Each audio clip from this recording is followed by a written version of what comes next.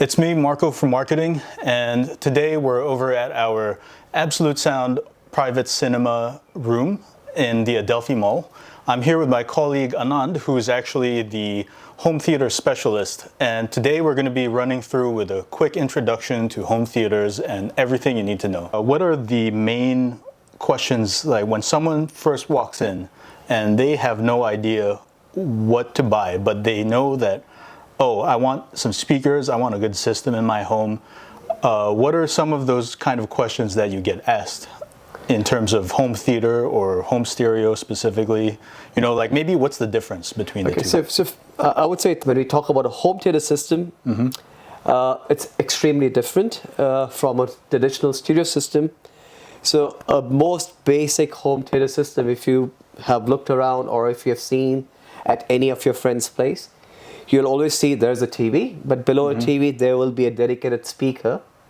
Yeah. Right? Yes. Standard home theater system, you're 100% right. Basically, you do need 5 number of speakers. So you'll have your center speaker, which is the most important, once again. That's purely meant for your dialogue, speech. Okay. Because in any movie or any video, the most important is the speech, because you're supposed to hear what the person is saying. Then you'll have your traditional speakers, which will be your left and right speakers on the side. And, well, if you see your couch, you'll try to have 2 speakers either on the side, they're referred to as surround, or those speakers can be placed slightly further back. So this becomes your 5 speakers. Point 1, because it's movies, you want to experience, you know, all the highs and lows, the drama, the excitement, things rumbling. So you will see a subwoofer, which is meant to be placed on the floor, not on top of a console, because we have come across certain places where customers have put a sub on top of your TV console, and that basically messes up the entire experience. Okay, so you heard movies. it from the man. Do not put your subwoofer on top of your console. All right. So Fully agree. yeah. So okay. So that's just your basic, 5.1 system. So the 5 being the 5 speakers. Right. All right. And the 0.1 being the subwoofer. Right. So how does it actually differ if, let's say, you have a number after the 0.1? What is that following number after the sub?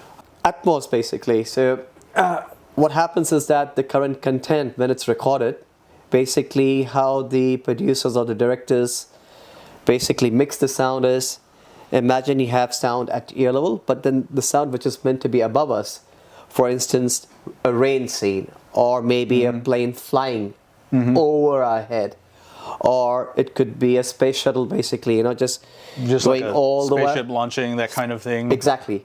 And are you able to hear the different layers of sound? I see. Which is something at ear. Then the second or the third layer, which is supposed to be above you. So it's an entirely different layer. Exactly. Okay. And that layer, basically how it works is, it will be awesome, I would say, if somebody is planning to have a decent entertainment system which is related to watching movies, home cinema or home theater in your living space.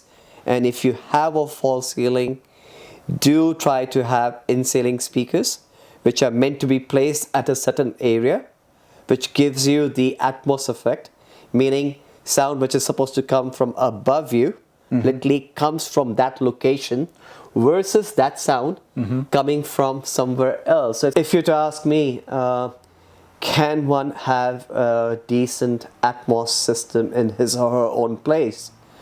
I would say yes, it's very much possible, even for those who don't have a false ceiling, because normally for Atmos the best place would be to be able to place a speaker which is flushed into the false ceiling above you. If you don't have a false ceiling, then there are options where we have speakers which are referred to as upward firing speakers. I see. Okay. Which you can place on top of your existing speaker. And how that speaker works is that it basically bounces the sound to your ceiling, and it reflects and it comes back to the listening location. So you're looking at, let's say, a floor standing speaker with another speaker on top of it. That's right. And that will essentially bounce it off the ceiling. Is that what you're saying? Yeah. So would you say that is only for those people that cannot get the ceilings done? Like maybe someone who's renting their home? Yeah, Or- that could be okay. one. That could be one reason. Or for those who feel like, okay, maybe it's not the right time for me to, put anything on top of my ceiling because I don't have a false ceiling, or even if I did have a false ceiling, but there's too much going on top. So maybe for now, I still want to enjoy that effect of what we call Atmos, but I can't place a speaker on top. I see. Okay. But now you also need to understand what's the difference between the two. Yeah. Because one is what we call virtual, the other one is the actual. Like, for example, a sound bar. Okay. Yeah. I don't know. Yeah, which- I mean, they do which is- that virtual... Which is virtual surround. Yeah, so that's how And the it... minute you listen to an actual surround, to be very frank, the last thing that you want to have is a soundbar.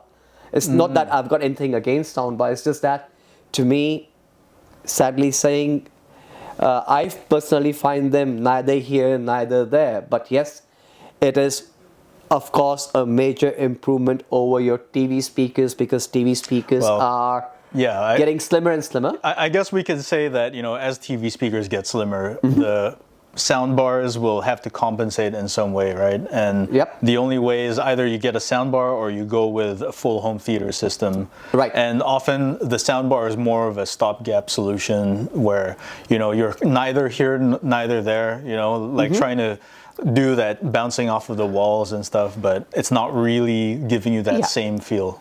Personally, I would say it shouldn't be your main investment. I mean, one can always start with one because, it does the job. Yeah, okay. So-called does the job. But it does have its limitations.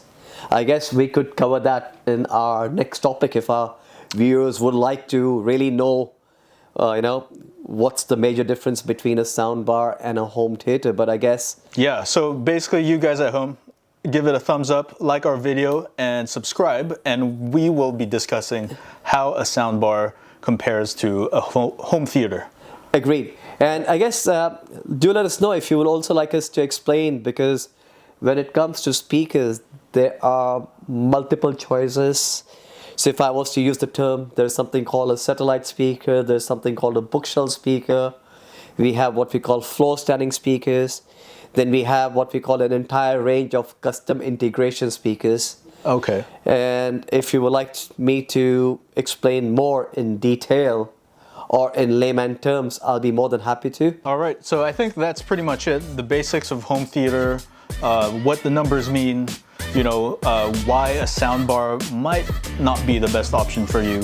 But we'll discuss that even further in the next video. So if you guys just stay tuned, subscribe, and like, we will be covering that the next time. Anyway, thanks Anand for your time. Anytime. And appreciate you doing this. Cheers, man. All right.